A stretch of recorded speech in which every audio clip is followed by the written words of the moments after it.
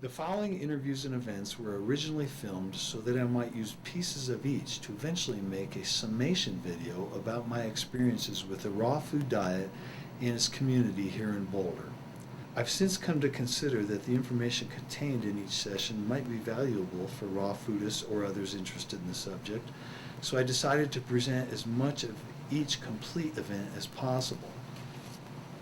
Many thanks go to CATV, Boulder's public access community television station, for the opportunity to work on these videos as a way to develop my skills in video production. And I do hope that there is useful information here for anyone interested in the raw food diet and lifestyle.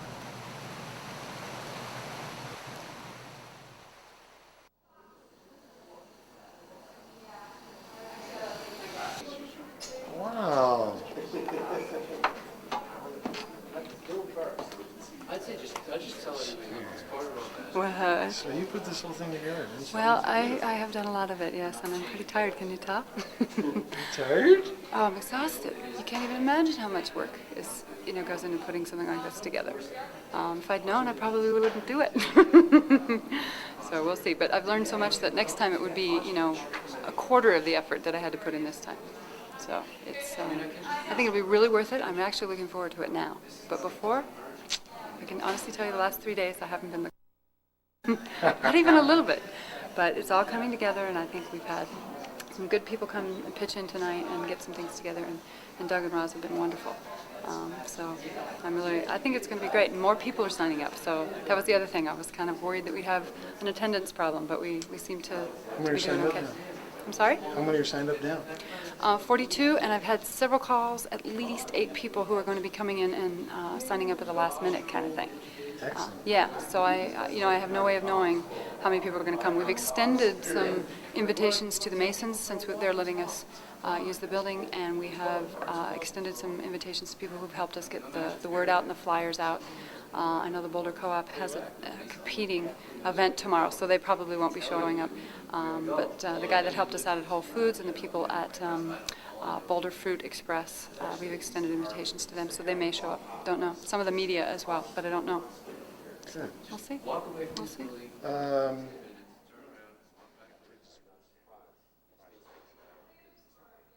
need to say hi to Kathy over there. I took a course. Say what? Kathy, we just came in, Katie. Catherine? Yeah. Streets and alleys. This is the proper way to play. Detailed. Play the game. We're going to run on time, so if there's things that you want to see, expect them to happen on time. I'll have a few announcements during the day to kind of keep you informed. It's a bit of a 3-ring circus that we keep going on all day long. Things are happening, and we like to keep it that way. It's not a dull event by any stretch. We do allow plenty of break time and plenty of time for you to get to know each other, and plenty of time to talk to all the people up, with product to sell and find out what's up there. And you all know the bathrooms are back there, and if anybody smells smoke or sees flames, there are exits in almost every direction that you can possibly run, so we're not going to show you exactly where the emergency exit. Apparently there's been enough flooding here, so we're not expecting fire anyway. So pardon our mess, as the carpets had to just come up because there was a flood. Otherwise we had beautiful carpeting when we rented the hall. Sharon, I'd love to bring our hostess up, who has been our kind sponsor for this event. Sharon Schweitzer has done just an endless amount of work, no end, ready to do it again next year. I haven't committed to that. Anything you want to add? Go right ahead. I didn't hear everything that Doug said, but I'd like to welcome you all. I'm so happy to see you all here. He already said the bathrooms are in the hall. Anything that anybody needs at any time, if you run out of toilet paper, you need anything, find me. I will be here. I will help you with whatever you need. There is a phone in the back that you can use for local calls. We're trying to keep the noise level down, though, so you can hear the speakers. So if you do need to make some phone calls, please keep it down. There'll be plenty of food coming out periodically. Don't worry, you won't starve. There'll be lots of food coming out throughout the day. That's really all I have to say. I just wanted to welcome you all here. I hope you have a great time. Again, we appreciate your support, Sharon.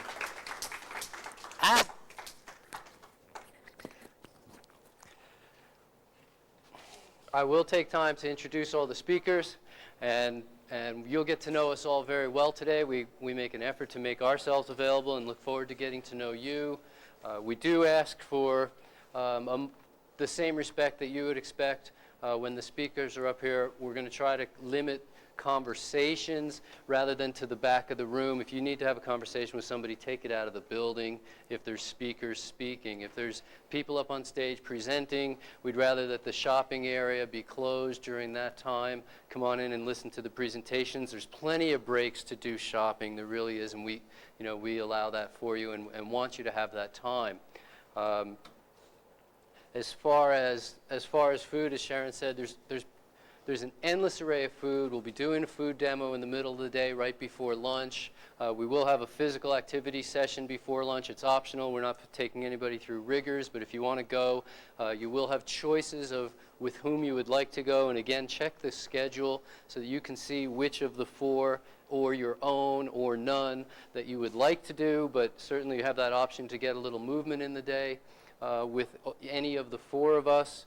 And there will be, as I say, a few other things that happen later in the day that are a bit of a 4-ring circus, and it keeps it lively and fun, and most of all, that's important to us, is that everybody's having a good time, that we are having fun, that we're giving you information that you really need.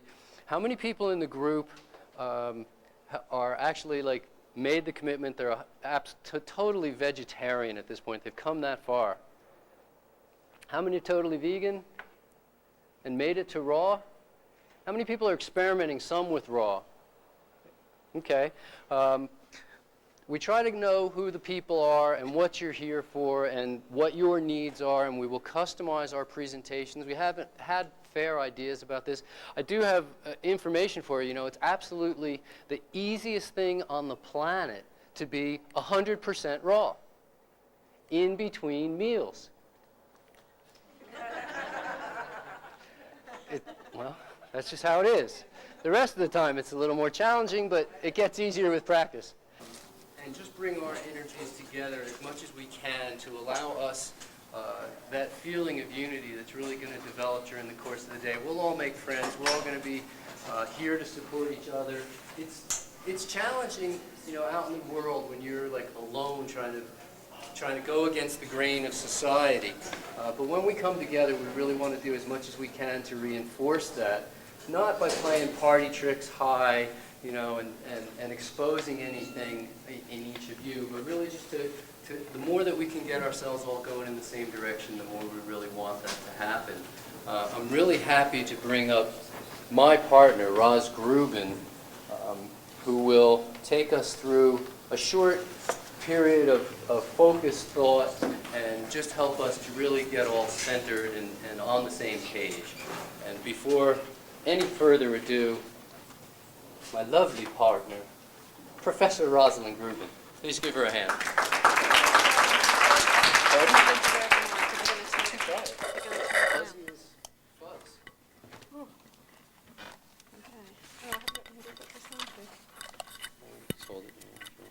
It's a bit of a...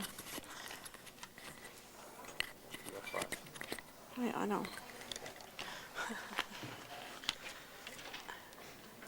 I'm really apprehensive to speak now in case of how it comes out. Can you hear me okay? You can. That's much better. Oh, isn't that wonderful? Greetings. It's wonderful to see you all out there. Thank you so much for coming to spend this day with us.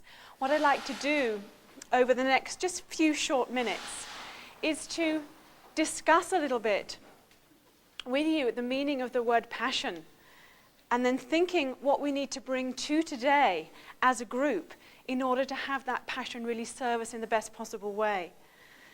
Now, passion I see as the potential catalyst of creative action, but it's only when it's coupled with compassion that we can utilize that fire of passion to create something that's positive and constructive. And so what I'd like to invite you to do is to just center yourself a little bit at this moment. Perhaps you'd like to just look down or close your eyes or whatever feels comfortable for you. And I'd like us just to be aware of our own feelings, our own apprehensions, joys, fears, our own vulnerabilities, as well as our own strengths. And then I would like you to consider that everybody in the room also has their own vulnerabilities, also has their own needs for acceptance and love, that everyone in the room has their own needs for approval, a feeling that they fit in with the day, within the group here, that no doubt there are people in the room who are apprehensive of asking questions for fear of being ridiculed.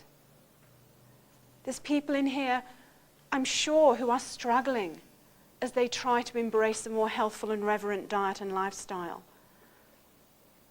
And let us just open our hearts and allow ourselves to convey the love that we have, and convey it in a way that reaches out to everyone in the room and offers them our love, our support, our understanding, and our compassion.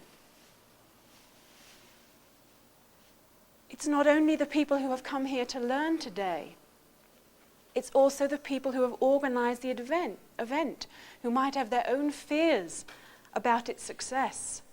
Allow your heart to open out and allow your love to support them. Also the people who are going to be standing up on this podium and speaking with you. These people also have their vulnerabilities, their concerns, their fears, their apprehensions, and their needs for love and acceptance too. And I invite you to open up your hearts and allow your loving support and compassion to embrace those people too. And as you focus on your thoughts, allow those thoughts to settle in your solar plexus.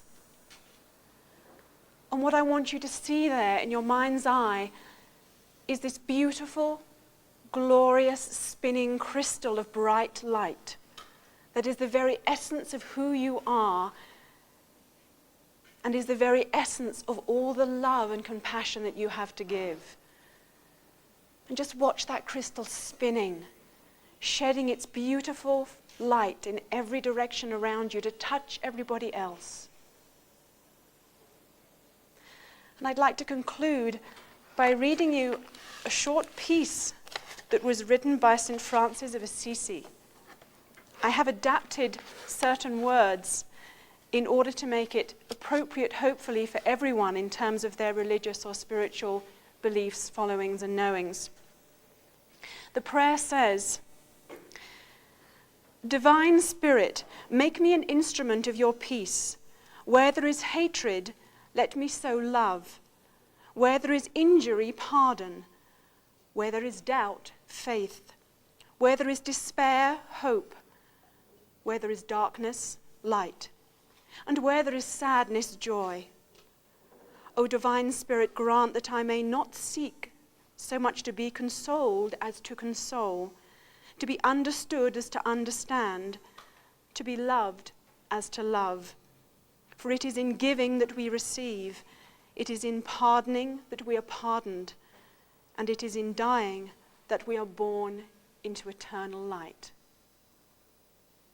Bless you all. Thank you.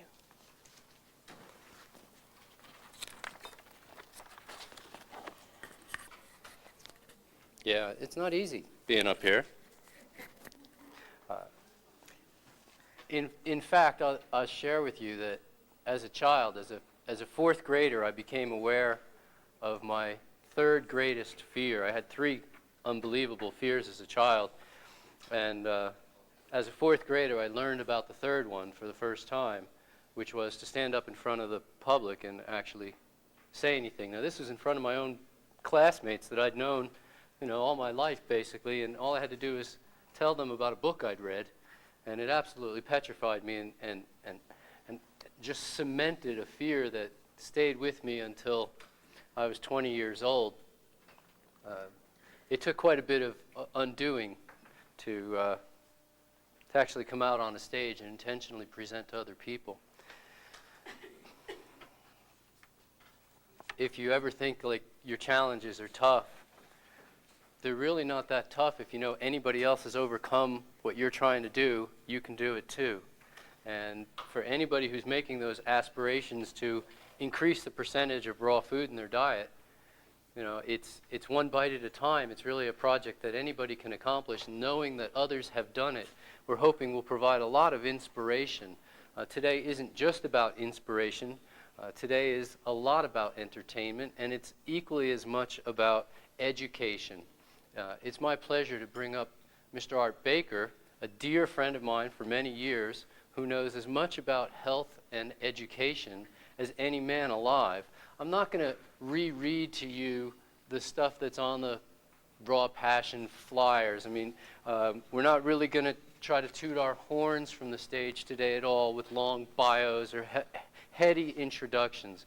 But I would like Art to come up and just talk for a few minutes of things that are going through your head, what you're going to do today, however you want to say something that you feel is important. Come on up, Art, and introduce yourself. And you can talk fuzzy too if you want.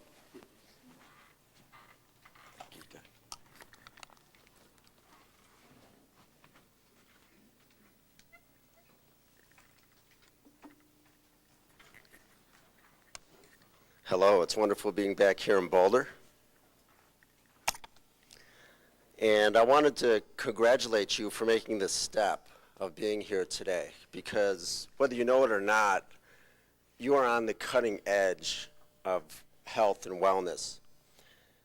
If you remember just maybe 10, 15 years ago, it was rather odd to be a vegetarian, and now that's not considered out of the norm. And in our lifetime, we'll see that soon with raw foods. May not be as soon as we like, but nevertheless, this is what our body is designed for, not just our physical body, as we'll learn today, but I'll also be going into how the mental and emotional body also purify as we continue on this diet.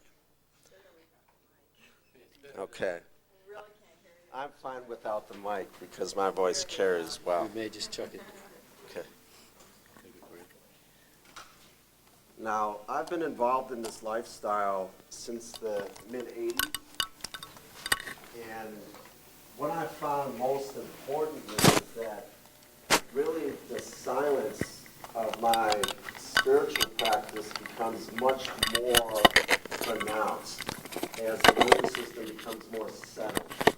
And that's what you'll hear me coming back to time and time again today, because the nervous system becomes more settled on this diet when it's clean, burning, and non-irritating to the system. And that's exactly what this diet is all about.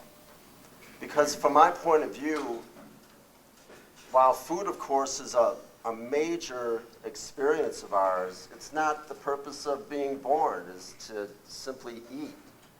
Instead, it's a major tool, but it isn't an end in of itself. And so while food, of course, is important to end unnecessary suffering, and that's once again another point that I'll be driving home today, it really comes down to experiencing our essence, and it's much more easy to be loving, to be joyful, compassionate when the body is not ill. And once again, I mean not just the physical body, but the mental body and the emotional body as well.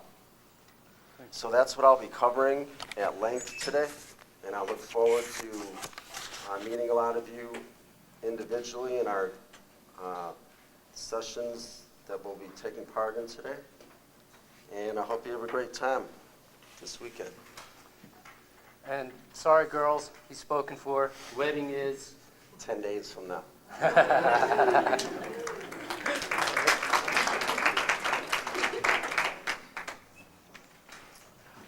I'm not sure that I remember the details 100% correctly, but back 17 years ago, I was running a health retreat down in Florida Keys, and this kid came out of nowhere that was really interested in health and really interested in fasting and really interested in getting the diet right and really interested in living to the fullest of his possible potential. And I met him a few different times, and he came down to my place, and I started meeting him at health seminars, and the next thing we know, we're joining a lot of the same groups and getting to be great friends and sharing the podium many, many times from the late 80s all the way up till whatever it is now. It's something now, I'm sure, but I know I'm in Boulder. And please, Dr. Robert Sniadach, come on up. I'm so proud of you. Come on up and give us a few words, please.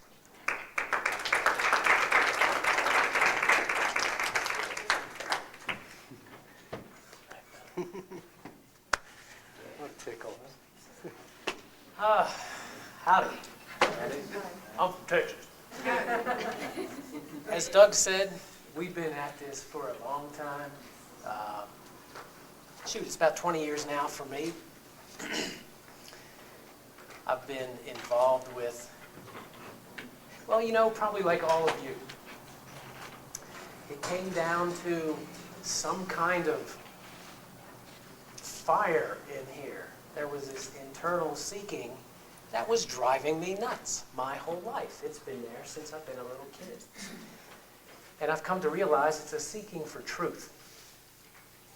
And so at one point about 20 years ago, I was having various health challenges, going to the MDs, got tired of that one. I'll tell you this story a little later when I have some time. Went to the alternative practitioners, didn't quite cut it. Natural hygiene came across my desk in an interesting little book. And from that point on, it has been awesome. And I find that natural hygiene embodies a simple, obvious truth that so resonates inside, it's to rejoice for. And it just keeps unfolding and unfolding. It is incredible.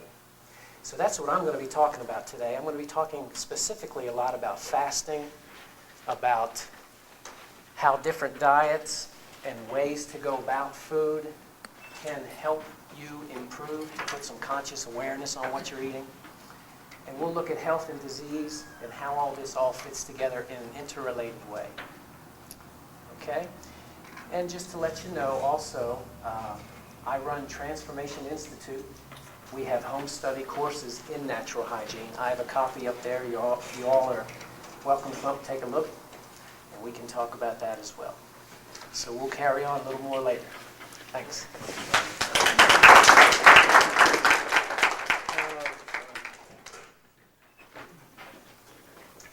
I'm not exactly sure how one introduces one's partner. There's probably a proper way, and thank you. And but I can tell you that 10 years ago, at we will discuss this word at length today, at a natural hygiene conference, there was a woman dancing with reckless abandon, and pretty much tiring out all the guys, and just kept on going. And when the band got tired, she kept on going.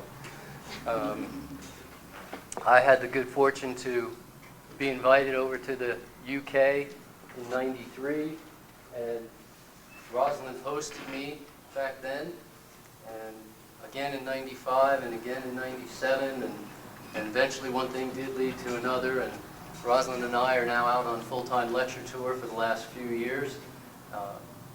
I know of no one who walks her walk or walks her talk as well as Rosalind does. In the UK, she is known as the leader of the raw food movement, and as well, one of the top 3 people in the fitness industry in the entire United Kingdom. And so please, Rosie, come on up and share with us a few more words. We look forward to hearing from you all day long. Do I do it with the mic? I had a good time with the mic. I think it sounds fuzzy. You think it sounds fuzzy? It sounds...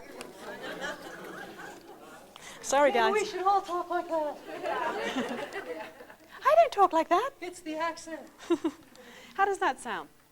Fine. Marvelous. Do you know, when I look back on it, I realize that I pretty much made a mission in my life out of being weird. And what I mean by that was that way, way back when my age was in single digits, that was many years ago, I took the vegetarian path. And in those days, very few people were doing that. And the reason that I did that was because one day, there I was sitting having my classic Sunday lunch with my parents and family, when I looked down at my plate and I said to my mother, "Mum, what actually is this?" And I guess for want of putting it in a more delicate way, she told me pretty bluntly, and I proceeded to projectile vomit my lunch all over the table, ran out of the room screaming, and I've never eaten any flesh since. And at that time, I was definitely considered weird. There were very few people who were doing this, and it was, as I say, compassion really that led me to take that path. But then more and more people became vegetarian, and then eventually I decided that I was getting too much like, many other people, so I decided to go vegan. And was weird again. And then, of course, vegans became more popular, and eventually I took the raw path. But in all seriousness, my journey has been one of slipping and sliding and tripping and falling on numerous occasions. And the two things that really fascinate me is, one, what inspires people and what fuels their motivation, and two, why sometimes aren't they able to follow through on their intentions? Because in my experience, the most uncomfortable place to be is when your thoughts or words or actions are not congruent with who you believe yourself to be. Do you know what I mean by that? That's a really uncomfortable place. And so I'm interested in helping people identify the causes of why they're not able always to follow through on their intentions. And the beautiful, elegant, exquisite, simplistic, but perfect science of natural hygiene is really the epitome of everything that we can even imagine, let alone embrace, to do with the creation of health. And within that too, we find that there's always a message that nothing happens without a cause. And if you're not succeeding the way you want to succeed, it's because there is something causing you to not succeed. So rather than beat yourself up, it's far preferable to be loving and kind to yourself and ask, well, why is it I'm not able to follow through? And that's what I'm hoping to be able to share with you today, some of my experiences and ways that I've found of overcoming those challenges and really living a congruent existence. But I welcome you again all here today. I really look forward to getting to know you more, sharing thoughts, sharing ideas. I think I ran over by about 30 seconds on my last time I was up here, so I'm going to stop now before I get the bullet, and I'll see you later. You get the hook? Thanks, baby.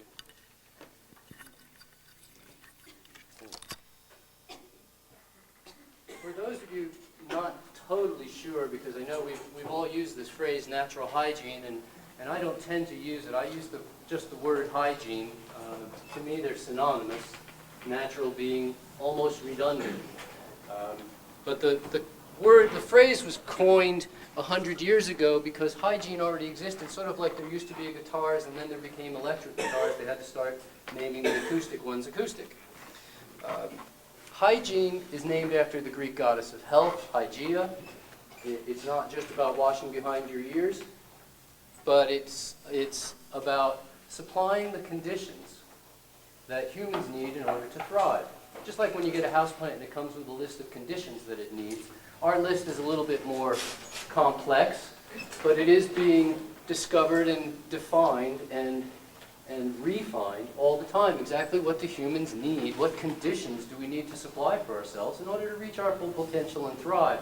And it's really no more than that. The basic difference between a hygienic model of health and all the others is simply that all the others tell us that when a person is healthy, they need to supply themselves with certain conditions.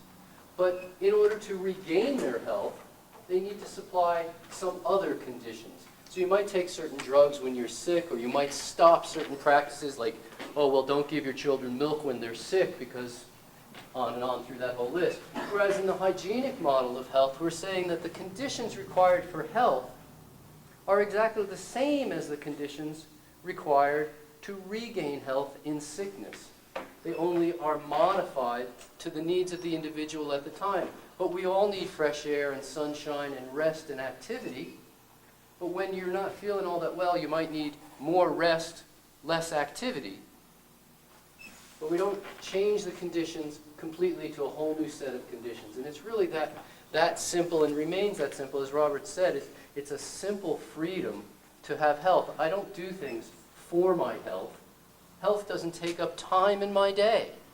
I live in a healthful manner, and health just happens.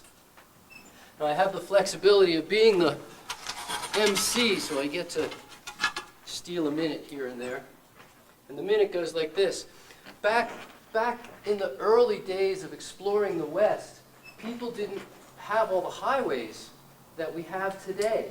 And they didn't have the direct routes, which as I was planning this next 6 weeks of Southwestern tour, I discovered that a lot of the direct routes you still don't have. But we have certainly many more of them than there used to be. And it used to be if you were in Boulder here, and you didn't know how to get from place to place, if you didn't know the trails and work the compass and all that stuff, you might actually have to go to Salt Lake City in order to get to Phoenix, in order to end up in Denver. And it would be a heck of a route. But because there was mountains in between, and I know there are others, but it's conceivable that people would have to go that way. Because they didn't, as they say in Maine, anybody here ever been to Maine? Oh yeah, the vacation land. Spent a lot of time there, and as they say in Maine, wherever you are, it's the code in Maine. If you ask someone for directions, they say, you can't get there from here, you have to go to Portland. And so, it's very possible. Now, in our movement, we've seen the same thing happen. Most people started out, is there anyone here who didn't start out on the standard American diet? We all did, so we have something in common. We've all made changes from that, and most of us went vegetarian. Is that a route that you all know about? In fact, then you went vegan, and I gotta ask, when you went vegetarian, did you know you were on your way to vegan? Anybody in the room? Sometimes there is one. There is, okay, you knew you were on your way. But most people went vegetarian, they thought they'd arrived. Then they went vegan. Now, we're looking at raw. When you went vegan, did you know you were on your way to raw? No, thought you'd arrived again. We're going to define raw in a manner that makes it clear and easy and succinct and workable. But what's happened is there's a whole lot of people going from standard American vegetarian, vegan to raw. It's like if there were lots of people going from Boulder to Salt Lake City to Phoenix to Denver, don't you think that eventually somebody would figure out a shorter route? That's what we want to share with you today. We want to share with you almost 100 years of making mistakes so that you can take shortcuts and learn from them and get to where we are with so much momentum, so much more quickly than we did, that you'll probably end up in front of us anyway, which is great. Then you can drag us along. So think about that a little bit as you go. The new road. There are people today, people at raw food retreats come up and say to me, hey Doug, what's a vegetarian? What's a vegan? I go, don't worry, you are one. You're raw. You got there already. And they don't know because they just went from cooked to not cooked. End of story. We'll try to make it all that easy for you today. Stay. What we're going to do over the next half hour or so is give you a bunch of 5 to 6 minute presentations. They're short, they're sweet, they're concise. Raw Health, presented by Dr. Robert Sniadach.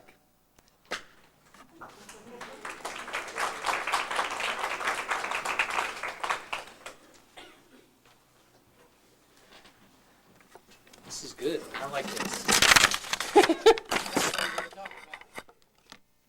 We're going to look at what it takes to balance health. A lot of people come to this just from raw food. I'm going to be a raw fooder. But they don't really give much thought or concern to the other aspects. So we're going to look at this in my major talk. We're going to be looking primarily at how all this balances out. Because what I've definitely found in my life, and in all sorts of patients and clients I've worked with, that when one aspect of health is greatly attended to and done well, there's usually a time of exhilaration. There's a time where you feel awesome. And it just kind of starts slipping away a little bit. Well, a few things creeping back in. Or, it's not quite as good as I thought it was. Maybe I need to improve my diet and get even a little more hardcore on it. And if people stay in that one area, extraordinarily detailed, you miss the whole picture. So what natural hygiene is about is saying, in a nutshell, it's saying, if we all lived in a Garden of Eden somewhere, the Garden of Eden for that matter, we'd be walking around wearing nothing but our fig leaf, if that. We'd be outside all the time. How would we live? What would nature present to us? What foods would we naturally gravitate to, and why? What kind of water would we drink? What kind of air would we be breathing? What kind of exercise would we have? How much sunshine would we get? What kind of relationships would we be in? And on and on and on.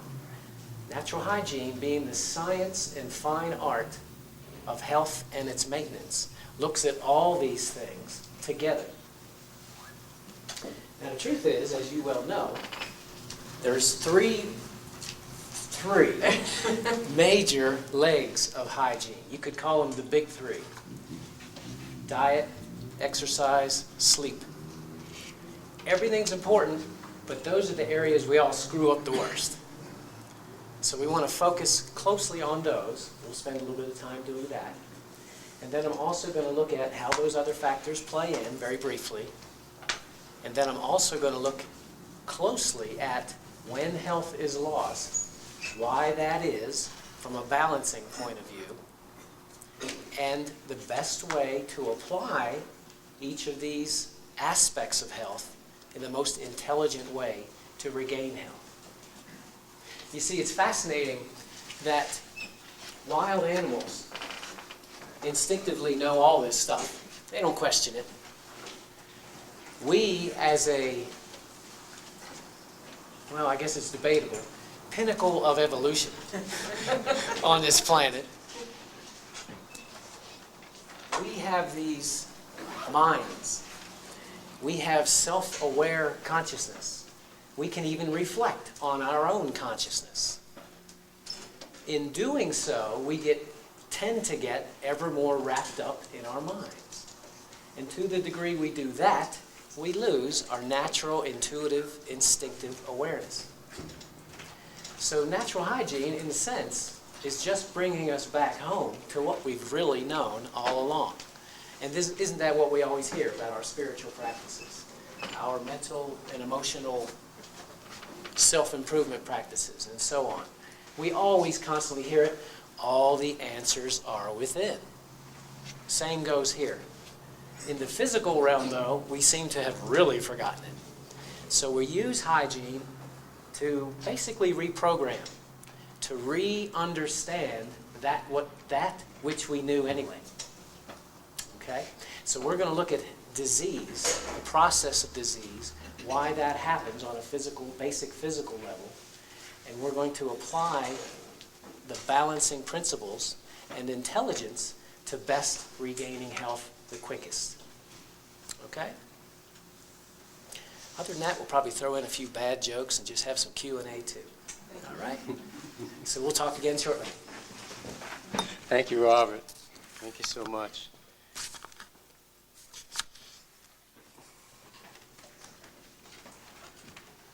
I have worked with two kids that ended up saying the same thing to me. It was just sort of funny that the teenagers seemed to come up with a lot of different insights than the rest of us. And both of them came to me and said, you know, what you've been teaching me works perfectly. I have regained my health totally. It works like a charm. every single time that I do what you said, it works just like you said it would. I don't like that it works. I don't like that that's the only way that I can breathe through my nose for one of them, or the only way that I can keep my skin clear for the other of them. Is that I don't like that that's the reality, but that is the reality. In fact, I'm now teaching my friends that that's the reality and still telling them that I don't like it. You either pay the price of health or you pay the price of sickness. There's just no compromise there. We can't seem to find a middle ground that makes anybody happy. If I could just snap my fingers and have health, gosh, how many people, if they could just do that, a decision, if health could just be instant, how many people would go for it? But it takes a lifetime to be healthy for a lifetime. Nonetheless, to teach you how to get instant health and instant results, Rosie Gruben.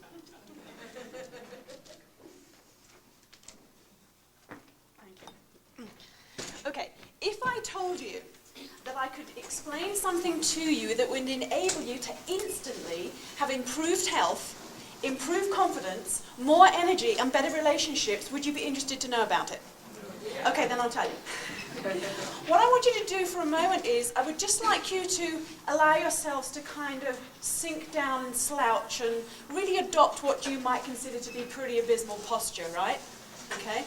Now, as you're sitting there, what I'd like to bring your attention to is the fact that your internal organs are now not very happy, okay? Because they do not have the natural space that was their original gift. You have squashed them. You have literally compromised your physiological functioning. Your blood circulation is not circulating as well. Your lymphatic functioning isn't functioning as well, yeah? And also, if you think about it, when you're all kind of sunk down like that, are you feeling like at your most confident? No? Let's try the comparison. I want you to draw yourself up in your chair. Woo! Oh, there's tall people out there. You draw yourself up in your chair. I want you to think of lifting your rib cage away from your hip bones, getting your ears away from your shoulders, and instead of thinking down and in, I want you to think up and open.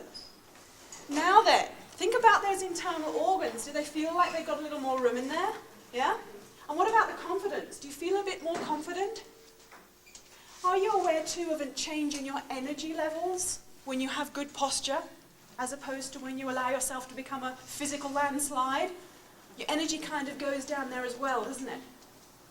And how could we mention relationships in terms of posture? Well, you know, the most important relationship you have in your life is with who? Yourself. And if you're walking around like this, the chances are that it isn't too great, yeah? But if you're standing up poised, that makes a whole different way of relating to yourself, doesn't it? And of course relating to other people. You know, I've learned, although I've been teaching for years, I do know that the most powerful way to teach is by example. And if somebody says to you, well, tell me about this new vegetarian or vegan or raw diet, and you're standing there saying, well, you know, it's really good for you, it doesn't quite have the same impact, does it, as if you're standing there looking vibrant and poised. Let me just bring your attention to something that we know about sitting in a chair. Pretty unnatural place, in fact, for us to be, but there you are. When you're sitting in a chair, certain muscles are in a shortened position. Amongst those, we have the muscles in the backs of the thighs, which are called, do you know the name? Hamstrings. They're in a shortened, slackened off position because we've got our knees bent. We've also got muscles in the fronts of the hips here. And these muscles are in a shortened position because the hips are flexed. This isn't too good, because if we sit a long time, we get what's called adaptive shortening, which means that we start to lose our ability for those muscles to lengthen out. So we go to stand up, and we may find that the leg doesn't quite straighten at the knee, and the hip doesn't quite open out either. Now, many of us are also working at desks whereby the chair is too high for the desk, so we've not only got these two areas of flexion, but we've got rounded shoulders over our work as well. So we stand up and we have a little bend in the knee, a little bend in the hip, and we have rounded shoulders, and then we have to poke our chins forward to see where we're going. Does this remind you of anybody? Okay, right. We don't want to end up like that, and I think that you've sat there long enough right now, so what I want you to do is stand up. I'm going to show you a stretch for the inside of your hip, that angle there that shuts down when we sit. Watch carefully. I want you to put your feet under your hips, both facing forward. Make sure you're not going to hurt yourself when you take your leg back, because I want you to take your right leg a big, big step back. Really nice big step back. No need to be on a tight rope. You can be on a railway track, okay? Now you're going to bend both knees, letting the back heel come off the floor. And now I want you to push your hips forwards, okay? So you're going to stretch down the front of that hip. Can you feel that? Girls, the way to think of this is, okay, you put your nail varnish on, your nail liqueur, and your nails aren't dry, and you want to shut a drawer. We've all done that. Guys, just believe us, we do this, okay? You push the drawer shut, you got the stretch, okay? Change legs, otherwise you walk around in circles all day. Other leg back, both knees a bit bent, push that hip forward. Can you feel the stretch on the inside of that hip there? You've really got to get that tilt. Okay, great, wonderful. And just before you sit down, just take a nice breath in, raise your arms up, and grow. Lengthen that spine, take the arms down. I want you to bring to mind either somebody you know, or a dancer, or even just dancing generally, or athleticism. I want you to bring to mind some sort of vision of how you'd like to move and carry yourself. And my advice is that if you like dancing, and you admire dancers, move like a dancer. If you like athleticism and athletes, think of yourself as an athlete and move like an athlete. And every time you catch sight of yourself in the reflection of the storeroom window, remember, I'm a dancer, or I'm an athlete, or whoever it is that is your vision of how you'd like to move. And instantly, all you do is pull up, open, out, and you've improved your health, your energy, your confidence, and your relationships. Thank you.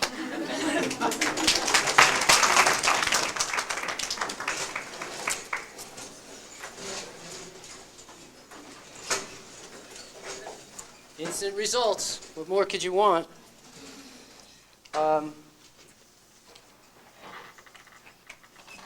When I learned this trick about how to get cooperation from my friends and family, I put it to use hundreds of times.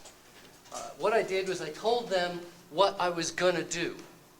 And by telling them, I knew that my friends and family would support me and encourage me and say, well, that might not be for me, but it is for you. What I found out was that I have a lot more acquaintances than I do friends.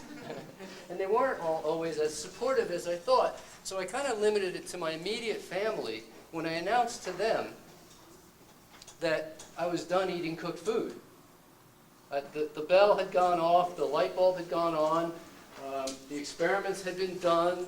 I had played around with food changes for over 10 years and dietary changes for at least 5 or 10 years before that, where I didn't have a clue what I was doing. And the raw food light had gone on, and so I announced to my family, they will never know me, see me, or hear of me eating cooked food ever again.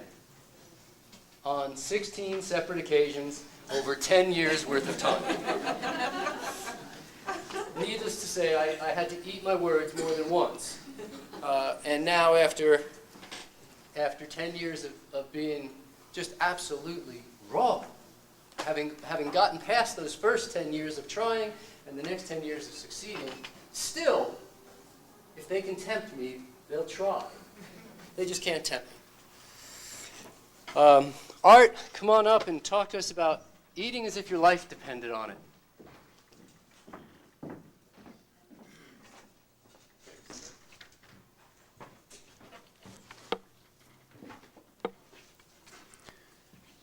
We'd like you to find this out for yourself, actually, that this truly is a fact that your life depends on it. But don't believe us, because all you really need to do is look around. I mean, I would imagine almost all of us here, if not 100% of us, have had the unfortunate experience of a family member, maybe in our immediate family, our aunts, uncles, parents, grandparents, having a typical chronic illness, whether it's cancer, heart disease, diabetes, stroke, and so forth. We are not destined to have chronic illness. If you look at different species throughout nature, they don't die of these epidemic diseases. And if you look at all the species throughout nature, look at the numbers. It makes so much sense when you simply look at the numbers. There's 40 million species on Earth. There's about 700,000 animals, and the rest of the living species are made up of plants, bacteria, fungi, microorganisms. All of them eat and thrive on a raw food diet. All of them. Humans are the only species out of 40 million that consumes their food cooked and then dies of these epidemic illnesses. Question? I guess I'm confused. Like when we talk about humans eating a raw food diet, we talk about it being vegan and uncooked. And then I would think about animals, which would eat meat, and I understand that that would be raw for them, but that they're eating meat. This is a great question. I'm trained as a biologist. I teach biology in the public schools. There's a term that biologists use called biological adaptations. Different species are designed for a particular diet. Carnivores are designed for a meat-based diet. So that's absolutely correct. But they don't cook their meat. They eat it raw.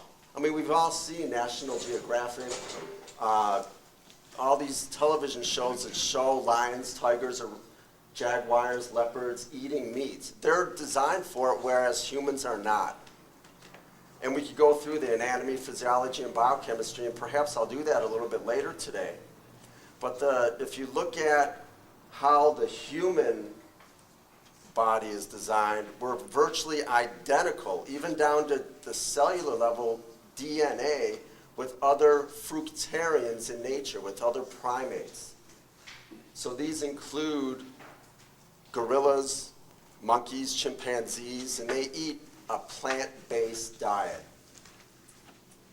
So I can speak on that for hours, and I will return to that. But first, for the remaining few minutes up here right now, I'd like to return to our life really depending on it. Because once again, it boils down to eating foods that we're naturally adapted to. It's just like your automobile. We think about whether we're going to put gasoline or diesel fuel, whatever the engine is designed for, what grade oil we're going to put in the engine. Most people think about that more than they think about the foods we're going to be putting into our system. So we're not taught this in the public schools, unfortunately. We're taught that we're omnivores. And yet the omnivores in nature, which means everything eaters, they don't cook their food. They eat everything raw. And we're not omnivores. You know, I see a lot of humans eat like pigs, but I don't think that makes us an omnivore. And so it really does come down to not simply a raw diet. I really like this point that Doug was making, but there's so many different ways of eating raw that it comes down to a natural hygiene raw food diet, which is much different than the instincto raw food diet, which does include raw meat. And there's the school of thought that includes a lot of fermented foods, which is much different than natural hygiene. So just because something is raw does not mean that it's necessarily good for you. I mean, think about poison ivy, poison oak, belladonna, marijuana. All these are raw herbs, but these are herbs that we are not biologically adapted to. So that's what natural hygiene looks at very closely as far as food is concerned. And we could go into that detail as much as you would like today as well. So the simplest way to think about our proper diet is fruits, vegetables, nuts, seeds, and if you're going to consume grains, then having them in their sprouted state, where the enzymes have been reactivated and that food is once again alive. So I'll wrap it up there. I'll look forward to going into these details more at length today and throughout this evening with you. And once again, I look forward to meeting each one of you today. Listen, I just want you to know, Art, that I did stick up for you. You know, what you said about eating like a pig, there was some people I know that know you, and I stuck up for you because they said you aren't fit to eat with the pigs. I stuck up for you. I said you were. All right, well, if this man says it, it's right, so. That's just a little of my presentation. Raw solutions on the social scene. I probably didn't make points with Art, using him as the butt of a joke. We're close buddies. We can get away with it. On stage, it's out of the box. But when you're out and about in your real life, sometimes you have to step out of the box too. There are so many times that people will say things to you that can disarm you before you even realize what happened. They can steal your thunder, as it were. They can. We saw a tree yesterday. Kenny and I were out running, and we saw a tree that had been chopped off about this high, but it had been totally dug out of the ground. And what it looked like basically was they were pulling the tree out of the ground to check on the growth of the roots. That won't work very well. And we try to do that so much with ourselves. All you have to do is supply the healthy conditions. You don't have to keep checking all the time to see if the healthy conditions are developing. As my dear friend Nejla Burton said, Dr. Burton said, it's never wrong to do the right thing. Now, in social situations, I've had more people tell me they'd go raw except they can't because of social situations than probably any other reason. And it's funny because I've got a good friend, a client of mine that's a traveling salesman. He spends at least 5 days out of 7 on the road, and he says, it's so easy to be raw on the road. But when I go home, my wife and kids just draw me back into that cooked food every weekend. I never get past it. And then I have bunches of clients say to me, it's so easy in my own little nest to be raw when I'm out of the influence of everybody else, but when I go out, it's so hard to be. And I say, you know what, you need to meet my other people. You guys need to share solutions. What I realized was solutions in social situations becomes a big issue. And for a lot of people, it's a big issue. In fact, I've done a CD on it, you know, where I can talk about it for an hour, but here just for a minute or two. We have to decide. If somebody says, what'd you do to your hair? It's up to you if that's a compliment or not. And you say, oh, do you like it? I didn't do anything. Or, yeah, well, that's an ugly shirt, too. You're going to have to decide. You know, back in the 70s, people used to call me health nut. How many people think it was a compliment?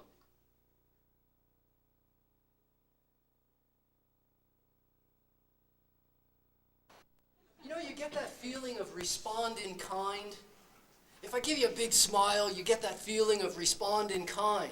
We all have that, and it's easy to get drawn in, you know, and you have to decide, are you going to rise above it? Is your consciousness going to allow you to become the person that influences others, or are you going to be the one that's influenced by others?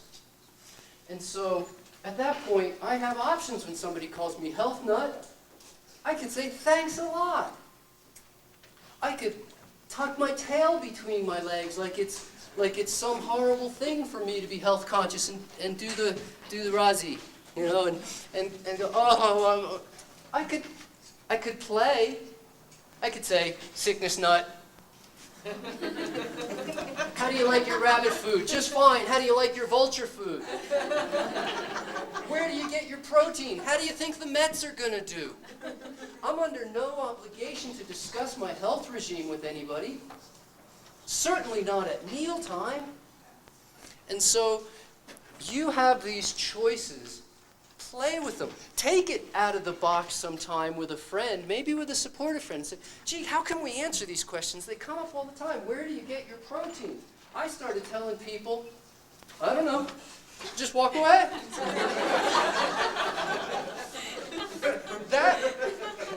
That worked better. That worked better for me than trying to actually explain to them. That was frustrating as all heck, because they didn't really want to know where I got my protein. They wanted me to explain to them that it was perfectly okay that they were doing what they were doing. They wanted a rationale. They wanted justification. They didn't want me to really explain that they're eating cooked proteins and that it was leading to arthritis and heart disease and cancer and all sorts of other serious problems besides those, and that I was eating raw food and actually consuming more viable protein than they were. They didn't want to hear that. I had lost them when I began to answer. I tried. Gee, I don't really know, but my doctor takes care of that. If you want to know, ask him. Found out that if I say, my doctor says, I can get away with a ton. I can walk into an airport and carry on my bag of bananas, and they go, that's got to be x-rayed. And I go, my doctor said that I'm supposed to have this hand checked. And they go, oh, okay. I can walk into a restaurant where they don't have salad on the menu and say, well, I want your biggest vegetable platter, and please, a big salad first. My doctor says I have to start with a salad. Could you bring me a salad before you bring me a menu? Oh, sure. Or I could play with them and say, you know, it's a little condition, a little projectile vomiting I get, you know. Could you bring me a salad? But you can play with it any way you want. You don't have to tuck your tail between your legs. Oh yes, I eat rabbit food, and I'm sorry. Hope that doesn't offend you. A lady at Club Med one time says to me, are you on a special, did your doctor put you on that diet? And I looked at her plate, and it was piled high with stuff that was brown. I don't know what it was. It was all brown. I just looked at her and said, actually, I'm eating this way because this is what I like best. Did your doctor put you on a special diet? Is that why you're having that? She looked at her food, and light bulbs went off in her head. You could just see revelations happening. The guy next to me said, he's having pancakes and eggs, and waffles with syrup, and bacon, and sausage, and something, I didn't exactly know what it was, and hash browns. Yes, this was breakfast. And a cup of coffee with lots of sugars and cream. And his son is eating multicolored, loud noise-making cereal with all kinds of things in it that were none of them food. He would have been far more nutritious to have eaten the box. And at least there was fiber in the box. And the father looked over at me and said, gee, I wish I could get my son to eat like you do.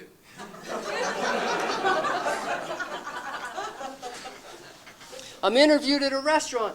We're doing an interview at a restaurant on raw foods, and I'm sitting there having a big plate of fruit. A restaurant has maybe a couple of 150, 200 people in it. We're in Kansas City. You know that TV commercial where everybody's eating meat? This is where they shot it. And the interviewer asked me, don't you think it's kind of radical eating the way you are?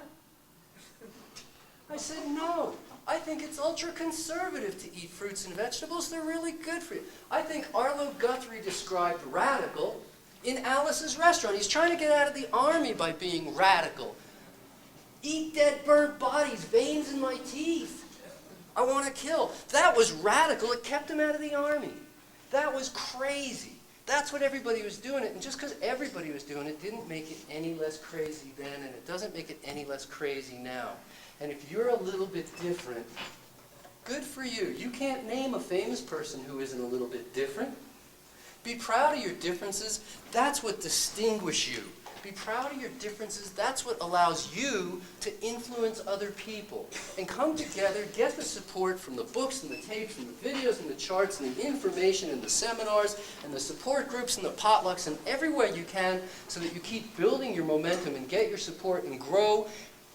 And it's funny because Razi talked about, you know, the incongruency, and at the same time, we want there to be a little incongruency. We want your philosophy out in front of your actions, and your actions catching up all the time to who you believe you can become. But by the time your actions have caught up and your habits have become solidified, hopefully your philosophy has moved forward again. So you become dedicated to constant, never-ending self-improvement. We're going to take about a 12, 13-minute break. We'll start again at 20 past 10. Do what you need to do. We look forward to get to know you all day long. Thank you.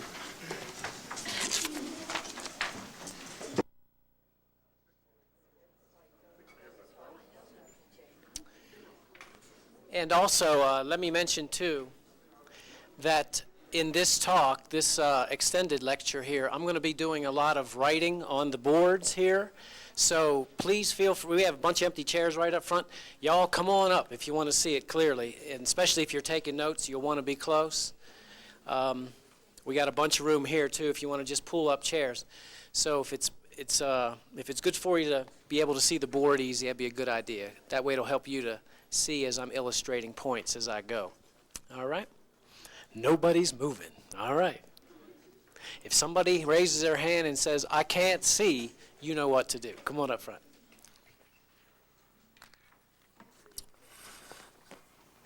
First thing first, I'll pop the mic on in a second. Doug, Art, Roz, and myself, along with some other awesome people. Dave Klein, Donna Claire, Dr. Tim Trader, Dr. Vivian Vetrano, Ray Tanner.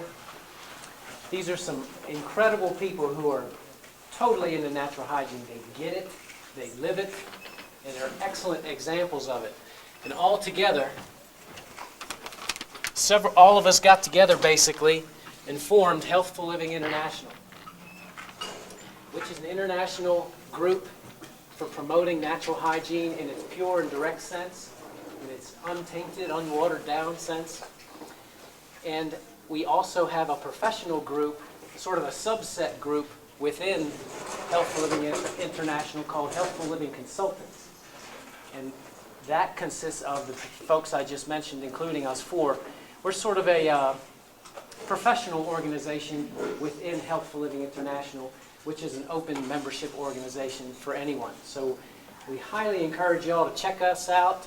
The Living Nutrition magazine is our voice of Healthful Living International. You can join up as a member. It's very inexpensive. We have monthly e-newsletters going out, get you discounts on all sorts of things, discounts at events like these, discounts on products from each of us, and so on. So we highly encourage you all to do that. And last but not least, all these t-shirts. You've probably seen a bunch of them up on the table. All of these t-shirts, they may seem a little bit pricey as far as t-shirts go, but what they do is they help support HLI. So what you're doing is basically putting a good donation in to help HLI, Healthful Living International, to continue to put on these events, to get out in the world, to spread the word as much as possible. So if you enjoy these shirts at all, please grab one or two for yourself or your friends or loved ones. We'd really appreciate it. All right?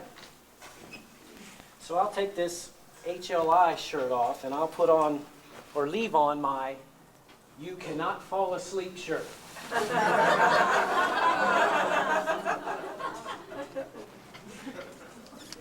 This is actually a really cool shirt. It's, you all may know, the human bioenergy field, it's measurable now. It used to be all just kind of airy-fairy stuff, frou-frou, you know? Auras and all that jazz. Well, that's all very measurable now scientifically. It's in its early stages, but it's definitely proven. And they're getting pretty good at it. Actually, they've measured some people's auras to extend out in all directions 55 feet. So right now, my aura and yours and yours and yours and even yours, they're intermingling and they're doing their dance and they're having a lot of fun right now. And you interpret that as, hey, I kind of like that guy. Or, I don't think so. You know how all that energy business works.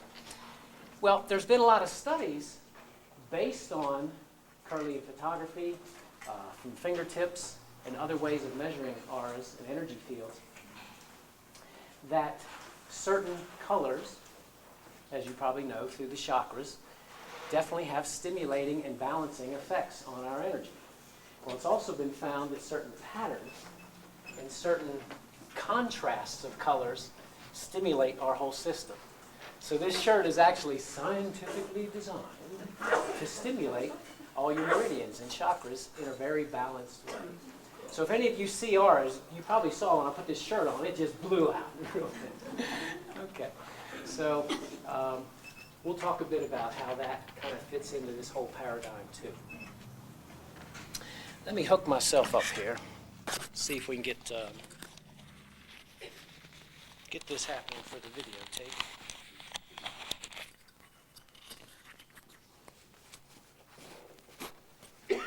How's that sound, Bill? All right, good. Thank you. I like these radiation-bound glasses here. What is the thing's glowing? All right, what shall we talk about?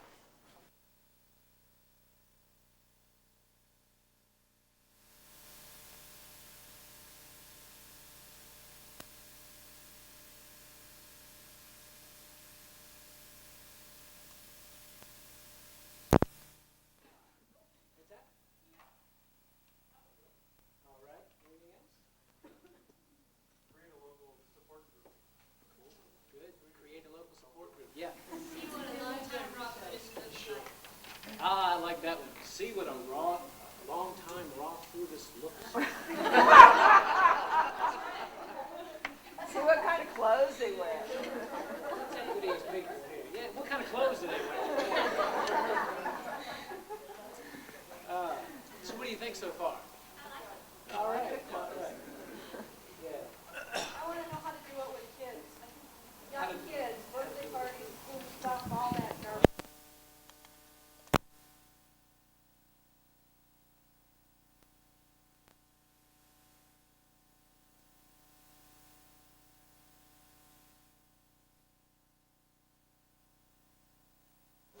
I muted it. There you go. Thank you, sir.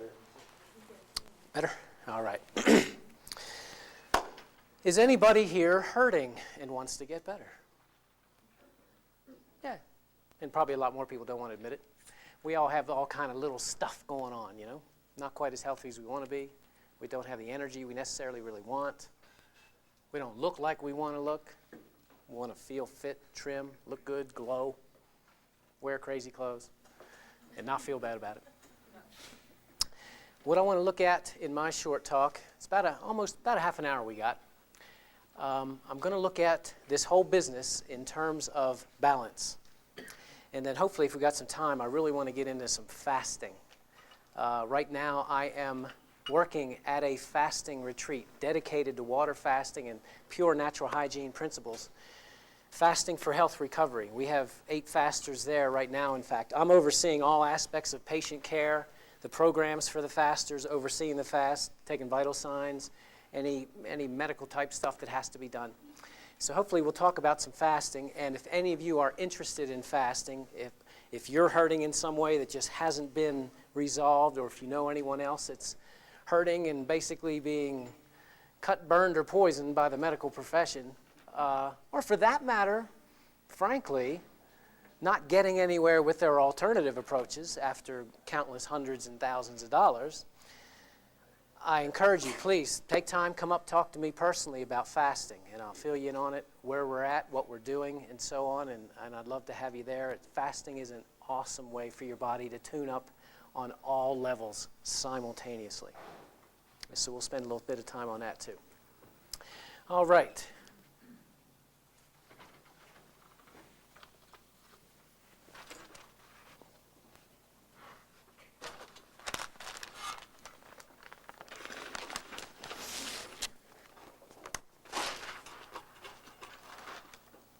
Is that gonna stay? That'll do. All right.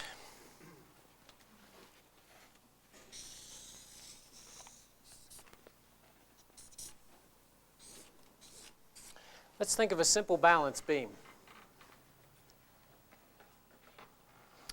Everything in this world, especially those of you who've delved into consciousness studies at all, you know we live in a world of duality. there's always opposites. One happiness can't be felt without unhappiness. Black and white, up and down, across the spectrum. Everything has its opposite. And while we can talk about it in terms of black and white, there really is no black and white. It's kind of all a gray area. It's a continuum back and forth. But for the sense of what we're talking about today, we'll look at it in terms of a simple balance.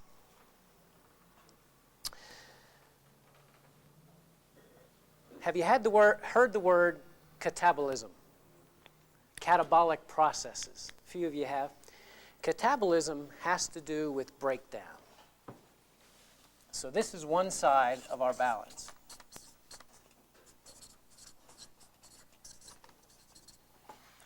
Catabolism.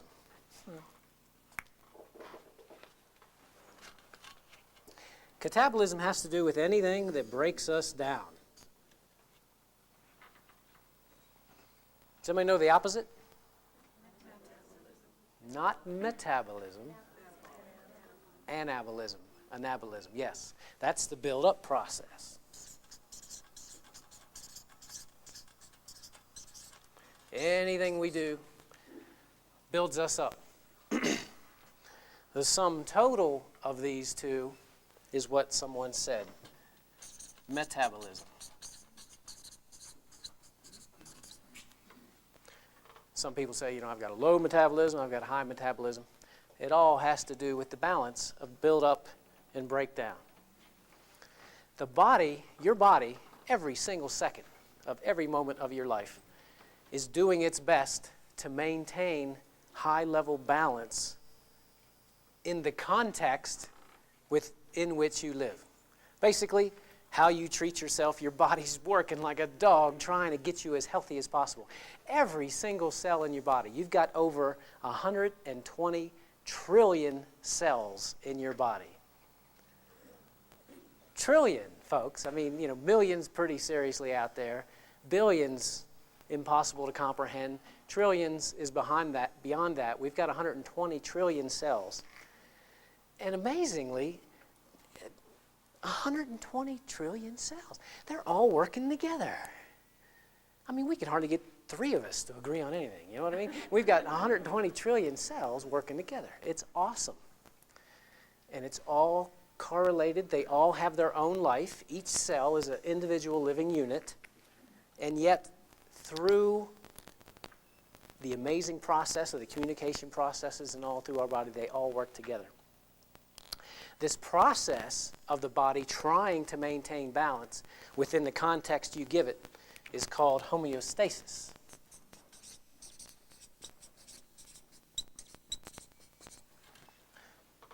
Homeostatic processes. This is the body trying to maintain balance no matter what happens. If you go climb Mount Everest and you're in minus 20 degree weather, your body's trying its best to deal with that negative influence of that cold weather and keeping you warm. And it's expending energy like crazy, and so on. So no matter what the situation, your body's taking in countless factors all at the same time and trying to balance. I like to look at it. Imagine this in 3D, like we have a big cone like this on the floor. It comes to a point, and imagine this line is actually a big round disc, and it's balanced on this point. All around the edges of this disc are countless variables: temperature, nutrition, sleep, attitudes, passing cosmic rays, anything. All sorts of things are elucidated on this big disc, and it's trying to balance, and it's going all around all the time. Now, if your body is seriously out of kilter, if there are very challenging influences where it's weighing down one part of that disc more than the other, your body's really having to put extra effort on the opposite to try to get others aren't getting attended to so very well. Your body only has so much energy to go around. The more fine-tuned we get ourselves, the more, instead of this big brown plate doing this number all the time, if it's doing this, it can attend to everything well. Your perception, your awareness is expanded because not so much energy is just going into basic physical challenge. So when your body is very balanced, physically speaking, just simply physically speaking, there's a lot of energy left over for conscious awareness of the subtleties. And you can get into the fine-tuning of aspects of your health. And sing and dance and play and have a good time. So you got extra energy for that. So let's look at a few things that build us up and break us down. What would you say eating? A lot of you are eating now. Digestion. Is digestion a build-up or breakdown process? While it's happening. Breakdown, right.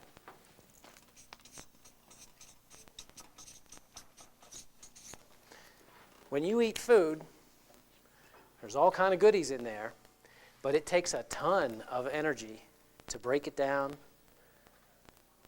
assimilate the nutrients, get them into the bloodstream, link them up with all sorts of enzymes and molecules, all sorts of jazz, and put them to use before they actually get into a cell and become part of your living organism.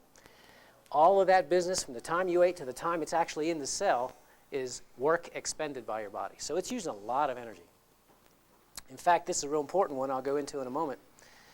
Digestion, it's been hypothesized that digestion uses 50 to 60% of your energy every day. Okay? So we'll get into that. How about exercise while you're doing it? Breakdown, big time, right?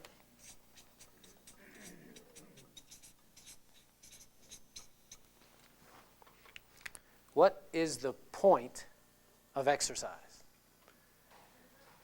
Exercise exists to destroy us.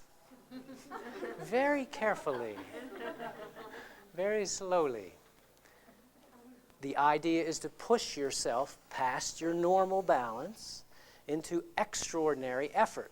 Whoa, lean that disc way over. In order to compensate, your body has to do all sorts of activities. Crank up the pulse rate, crank up the blood pressure, move oxygen throughout the system more quickly, get the lymphatic system going, muscular activity. There's billions and billions of things going on every second in your body when you're exercising in order to accommodate and try to maintain balance. You do that process repeatedly, carefully, you build yourself up.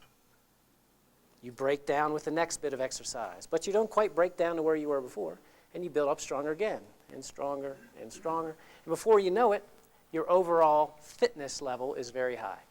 And you can withstand a tremendous amount of stress to that disc and get a good balance quickly. That's what it's all about. Definitely a breakdown process. What about sleep? Build up. Sleep is our primary anabolic activity. It's huge. And in the Western world, we abuse it like crazy. Like crazy. Who here has to get up with an alarm clock every morning? I understand this is a pretty cool alternative progressive town, so maybe there's not so many alarm clocks in this town going on, but if you've all done that before, you know how it is to have to get up to an alarm clock. You cut your sleep off short. Is it possible to oversleep? No?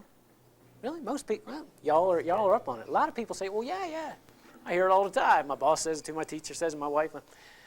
It is impossible to oversleep. Your body knows exactly how much sleep it needs, again, to get that balance happening. And your body will stay asleep until those batteries are perfectly charged, and then you just wake up. There's no doubt about it. Can we undersleep? Obviously. Most people do it daily and try to counteract that with coffee. Yeah, stimulants of some sort or another. Just to digress real quickly, does coffee give you energy? No.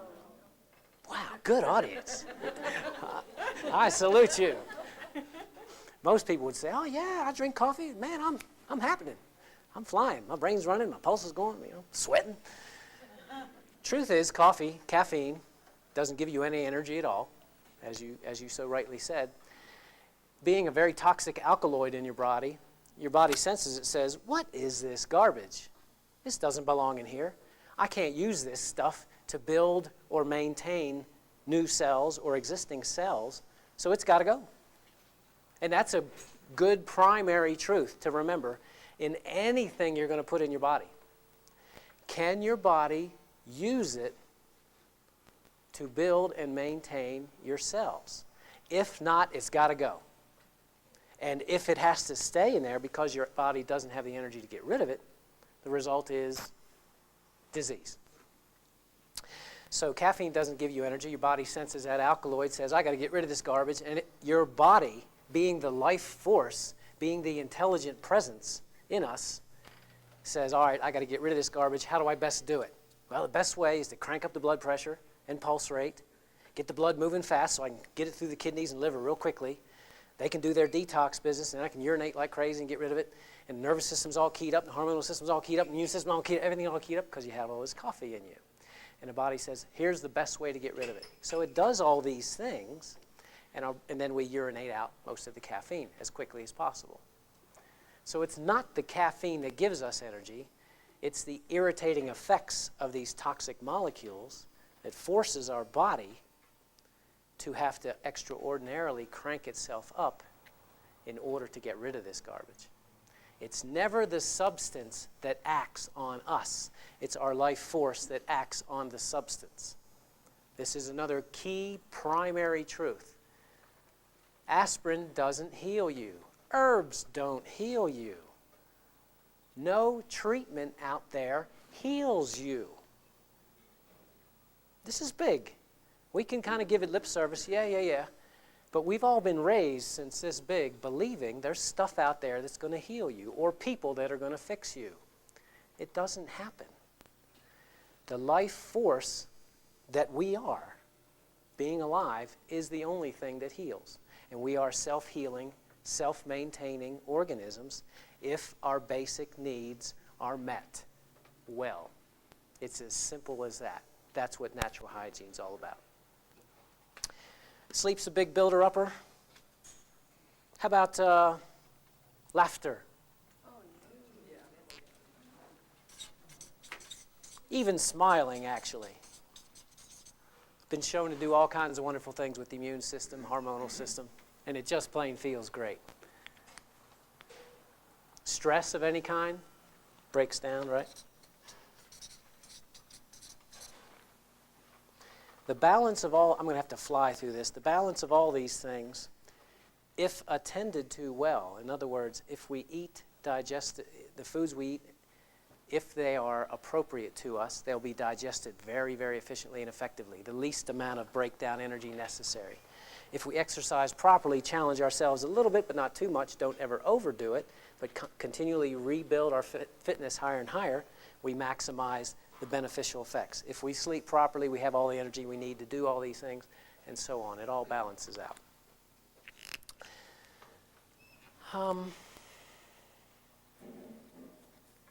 Let's say we're ill. We've got, I'll use my case, chronic sinusitis.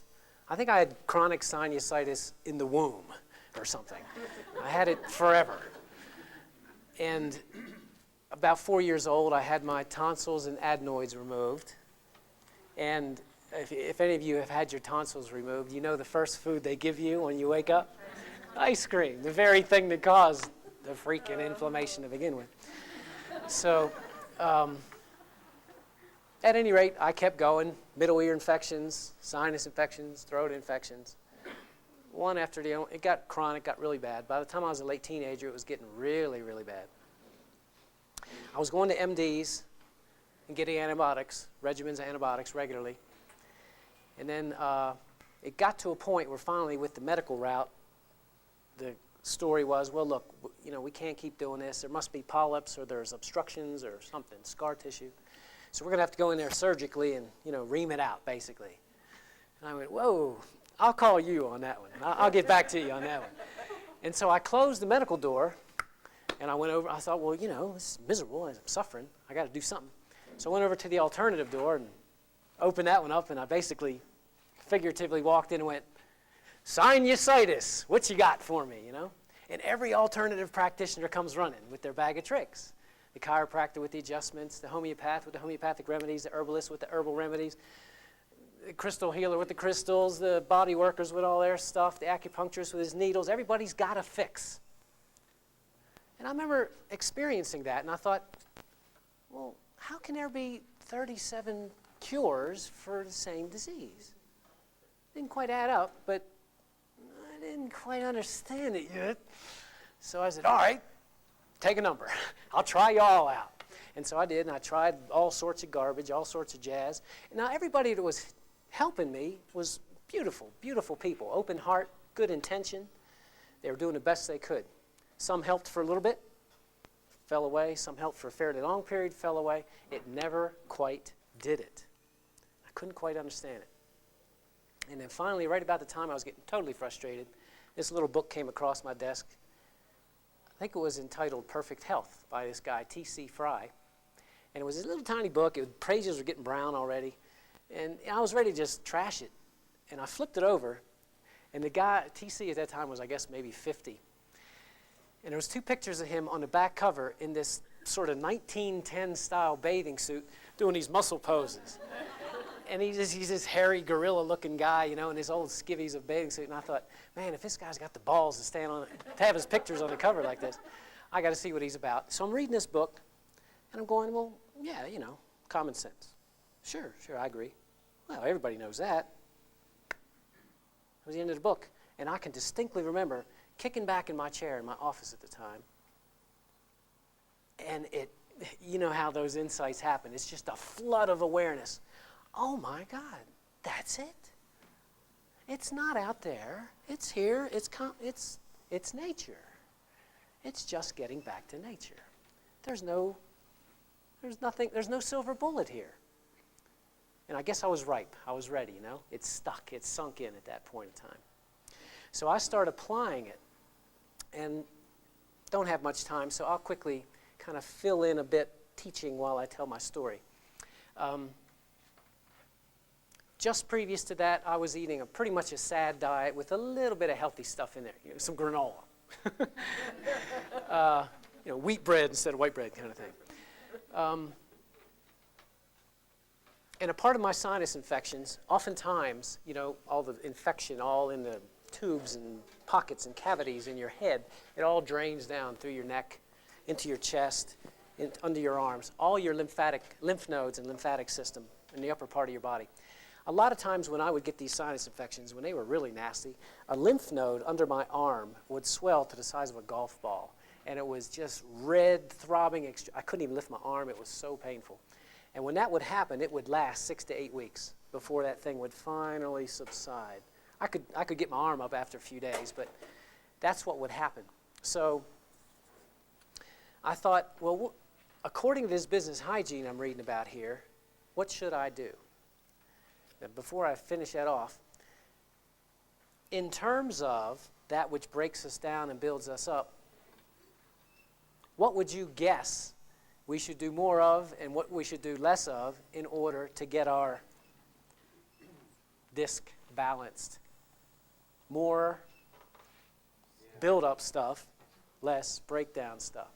So I started to understand where exercise, less stress, proper digestion. So I started fixing my diet up. By fixing my diet up, by improving my diet, because it took less energy, less breakdown happening. Remember I said earlier, digestion can take 50, 60% of your energy every day. On a sad diet, on a nasty diet, your body may be taking 60, 70% of its energy just to deal with this garbage in your system. So when you just improve your diet well, you've already lessened the energy necessary for digestion. So with that being the case, where's that energy going to go? Healing. Healing and balancing. The body's always trying to get higher and higher levels of balance happening. So if you take a sad diet, move it to a vegetarian diet, you've freed up some energy. Your health will improve accordingly. If you go from a vegetarian diet to a vegan diet, more proper food, more nutrients, less energy necessary to get them, more energy freed up, an even higher level of balance. You move from vegan to raw food diet. we've amped it up again. Okay? So progressively less energy for digestion, more energy available for healing. Let's take that even a step further. Have you all done juicing at all? Any sort of juice program? You play with juices. What's happening with juices? Why do juices help from a healing point of view for your body to get itself back on track? Just in terms of what we're talking about, we're taking in ideal foods, they're raw, and they're devoid of fiber.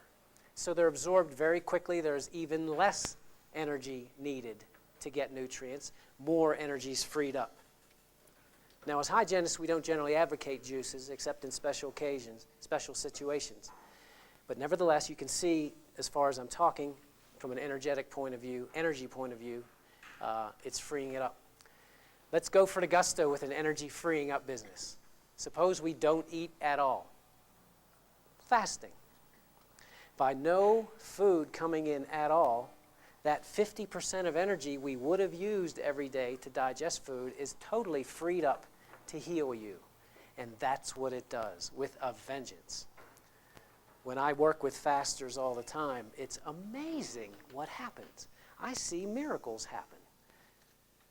The body goes nuts healing when there's no food coming in, basically because it has to. It has to survive.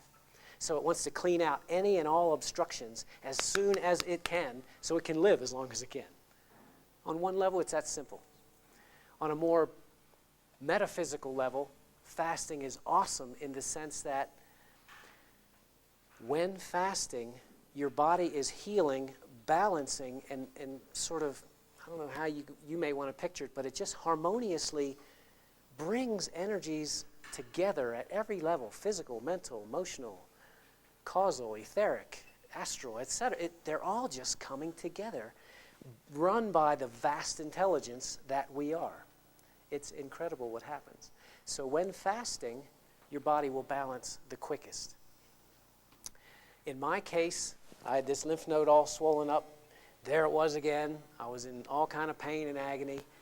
By this time, I had been going with hygiene a little bit. And I said, all right, now's the time to test this business. I'm going to fast and see what happens. See if this fasting business is all it's cracked up to be. Because it sure made sense, just like I explained to you from an energy point of view. So I did. What normally took 6 to 8 weeks to heal was gone in 2.5 days. It floored me. And in 4 days, the whole sinusitis bout was gone. It was incredible what took weeks before. Whatever your illness is, wherever your weak area is, whatever your weak link is, living hygienically will optimize your expression of health daily. And if you have any diseases or problems or any concerns you want to get over, fasting is the way of nature to maximize your healing potential and capability. Okay? I'm already running over a little bit, and I was cramming there. So hopefully you got some good concepts in. If you need to, if you're of a mind who likes to think sort of logically, scientifically a bit, think of this whole business in terms of energy management. As I say, improve the foods, less energy needed, more nutrients. Think of exercise in terms of energy efficiency and management. Think of sleep in those terms. Sunshine, air, water, etc., etc. Okay? And any questions or concerns or whatever about fasting, I'm happy to talk to you about it. That's what I'm doing now full time, and love to speak with you. All right? Thanks much.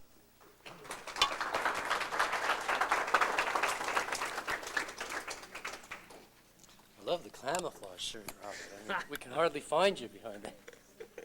Isn't he good? Don't you want to hear him again?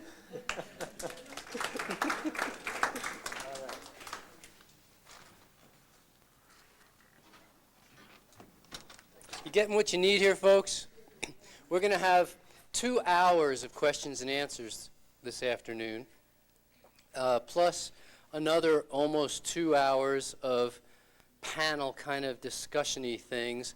We have a lot of information to cover. Most people, we're saving that till towards the end of the day just because a lot of the questions that you think you have now, we're going to cover it before you get to questions and answers. So you'll have to search for more. And but are you having fun so far? You getting enough to eat? I'm sure glad to be here. I got to tell you that, and it's just for me so much fun to actually. Well, I'll put it this way: when I first got interested in health, what I was told, a bunch of different practitioners took me inside and said, "Well, it's really nice that you're into health and all that, but you know you can't make a living at it." And then a bunch more took me aside and said, "Well, you know you can't make a living at it." And I know Rozzy said earlier about being weird, and I've always felt the same way. I've always felt that I was doing something different than everybody else. And after a while, I just got proud of that. Just got to the idea where I was just used to that. And it's sort of Rozzy talking about posture, and Robert will be talking some more things about how our posture affects ourselves. And I got to the point where I started realizing, like, if my posture wasn't good enough for people to be talking about it, it wasn't worth talking about. It wasn't good enough. If people weren't talking about my fitness or my diet or my lifestyle, then, well, it just wasn't good enough to be worth talking about. And I didn't want to be best of the worst, worst of the best, average. I wanted to be as best as I could possibly be. So with that in mind, how health happens. Let's understand what we're trying to do, how we can create it in our lives. Art, come on up and lighten us. And let's see if we can... On this program long enough to have been through a cleansing crisis thus far. Okay, almost all of us. Okay. What I'm going to talk about right now is not only the cleansing crises that we go through for the physical body, and describe that, but also for the mental and emotional body. What I mean specifically by that are things that all of us feel, things like depression, sadness, and a lot of the other negative emotions that I call mental and emotional toxins, things like anger, things like fear, and see how the parallels are very profound between the purification of the physical, mental, and emotional body.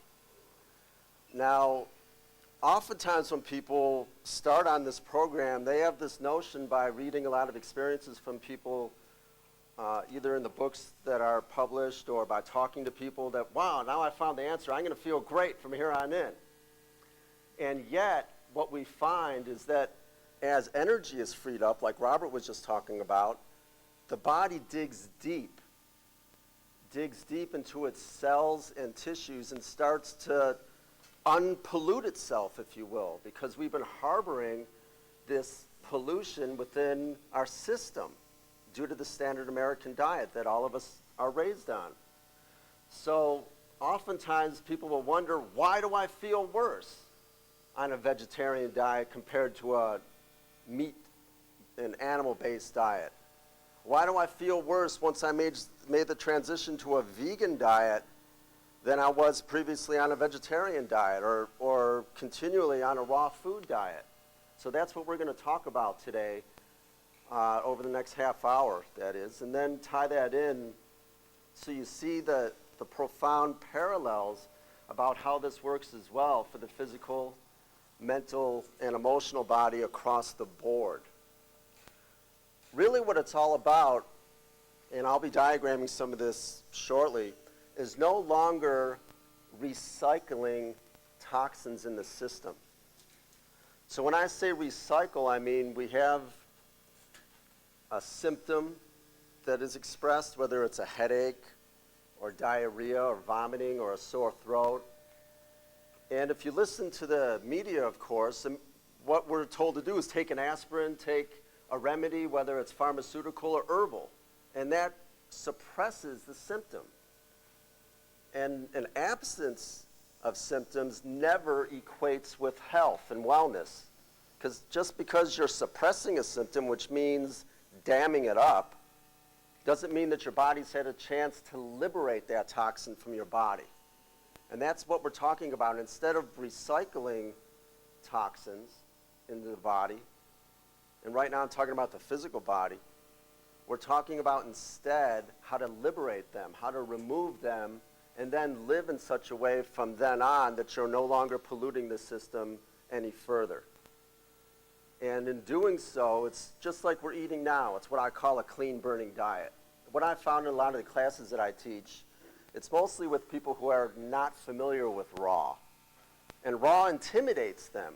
The word raw, they start getting squeamish in their seats. And even live food, I don't even use that term either. Instead, I use the terms fresh produce diet, and that it's clean burning. Anybody can relate to that. You go to the supermarket. I don't care if it's one of the multinational supermarkets, Safeway, Albertsons, I forget the ones that are here in Boulder, but you see fresh produce everywhere. And really that's what we're talking about here. So a fresh produce diet is what's clean burning.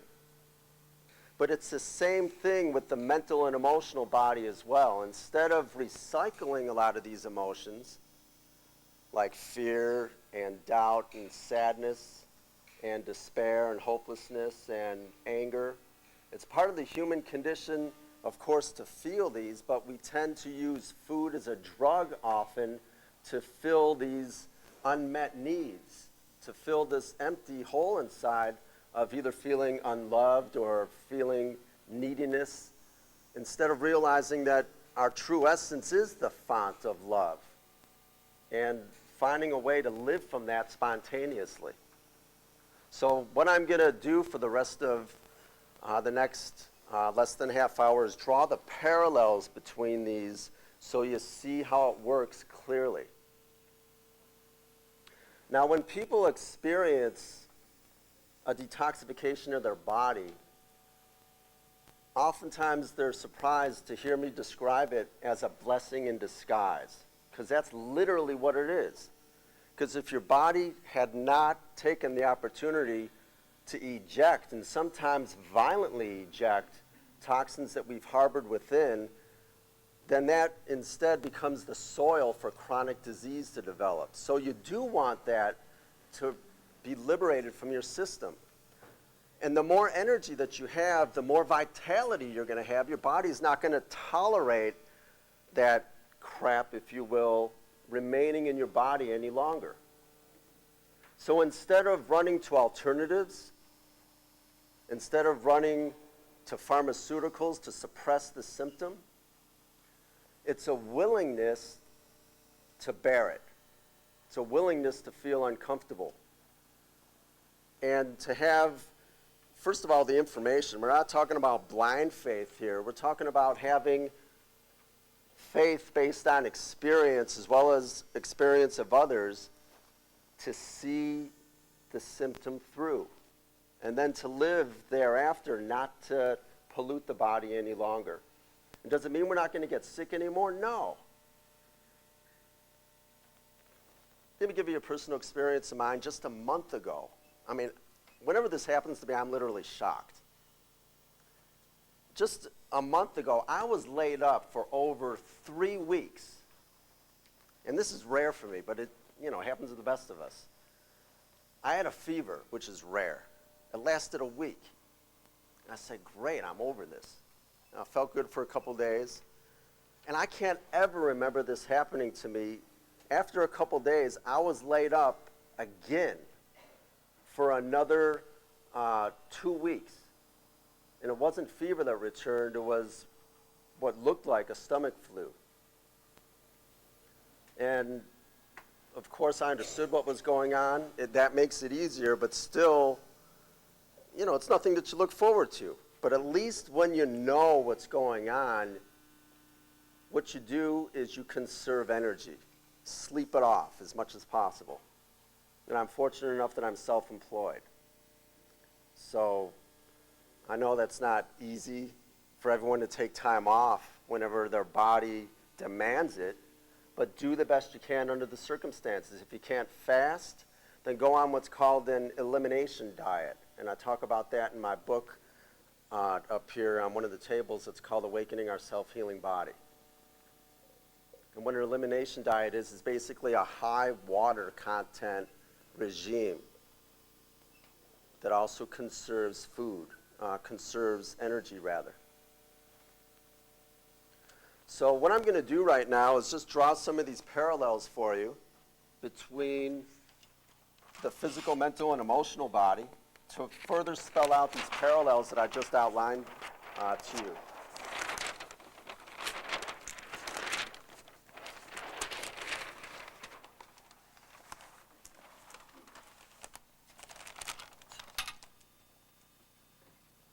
Can you hear me okay back there? Okay.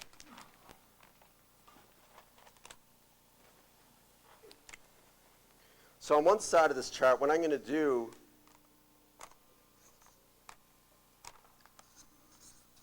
is have the physical aspect of the body. And then on the other side, we'll put the mental and emotional aspect.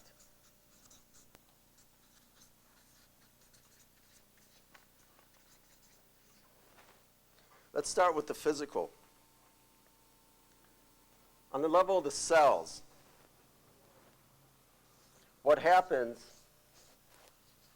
is that the cells, which of course are the unit of life, there's deposited many different substances. Those that are required for cellular replication, called mitosis, and those that are really byproducts of metabolism, as well as different toxins. There's two types of toxins, one called endogenous and the other one called exogenous. Endogenous are those that are derived from metabolism, just as a result of living. Things like carbon dioxide, different ammonias that are produced from protein metabolism, and so forth. Exogenous toxins are those that are taken in from the environment, food, polluted air, impure water.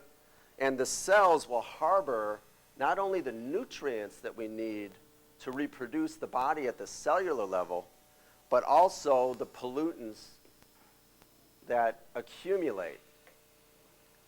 And the more clean burning your diet, the more that the body will have an opportunity to maintain itself in a relatively non-polluted state. So what happens is that from cells, they congregate into different specialized tissues, and those congregate into more specialized and larger organs, and from there into organ systems. So just to give you some examples, even though you probably are very familiar with this, there's a wide variety of different cells. You got neurons, which are nerve cells, liver cells, kidney cells. They'll congregate and will accumulate into various tissues like lymphatic tissues and so forth. And we have the major organs, the kidneys, the liver, the lungs, and so forth. And of course, the different organ systems, the endocrine system, the respiratory system. And what happens is that as we live a standard American diet, we see that the body along these different levels of demarcation become progressively polluted, leading to chronic illness. As I mentioned earlier, heart disease, cancer, stroke, diabetes, that we see 80% of Americans dying from in this country, that are all diet and lifestyle related, so that means they're avoidable. Now, the key that I wanted to point out is that the symptoms of detoxification and healing, and this is what I want you to remember, is that they're temporary, as long as you're willing to go through them. And what that means is willing to live in such a way that assists your body and augments its self-healing tendencies. In that sense, the cleansing crises are temporary. And that's a major difference between acute illness and chronic illness. Acute illness is the body really healing itself, whereas chronic illness takes place when the body is literally harmed irreparably from constant poisoning over the years, decades that tick by over the lifetime. Now let's talk about for a moment the mental and emotional aspect of our system. The most surface mental toxin, if you will, emotional toxin that most of us experience very commonly is anger or irritation. Either irritation with ourselves or towards someone else. You know, someone cuts you off on the freeway, you know, you flip them the bird, you feel kind of angry at them. It happens all the time. It's socially acceptable in our culture. Now, if you're not willing to express anger and you go deeper, what you'll find often is that anger is really hiding sadness or this sense of being hurt.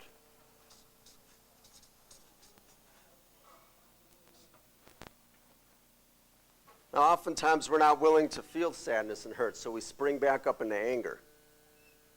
You know, because it's not as socially acceptable to feel angry, or excuse me, it's not as socially acceptable to feel sadness and hurt. It's easier to pop out into the surface and say, oh, it's your fault, you did something to me, or play the whole victim role that we're so familiar with.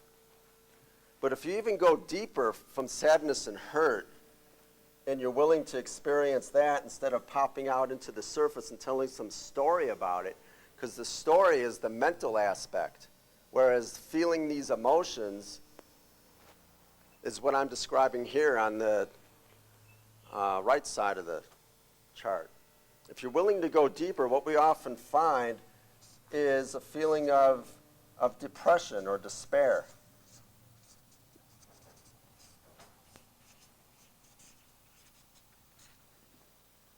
Or even a sense of hopelessness.